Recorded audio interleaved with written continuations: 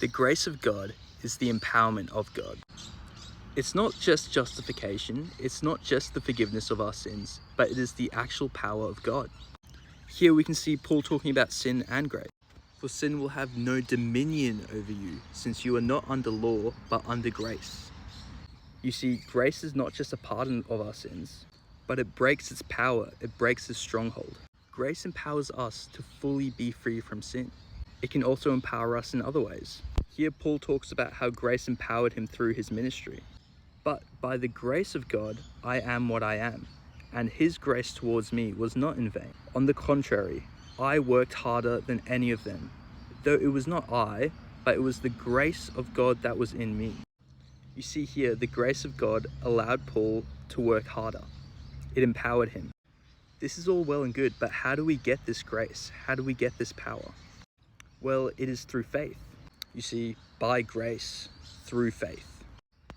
But what is faith?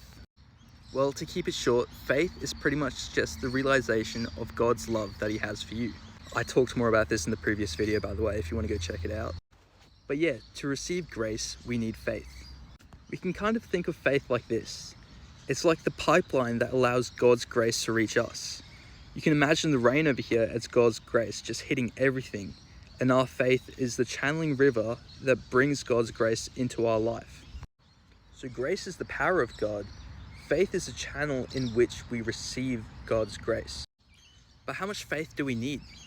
How big does our faith have to be to receive the power of God? Well, it actually doesn't have to be much at all.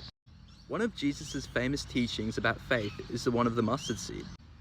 He said to them, "Because of your little faith, for I truly say to you, if you have faith like a grain of a mustard seed, you will say to this mountain, 'Move from here to there,' and it will move, and nothing will be impossible for you."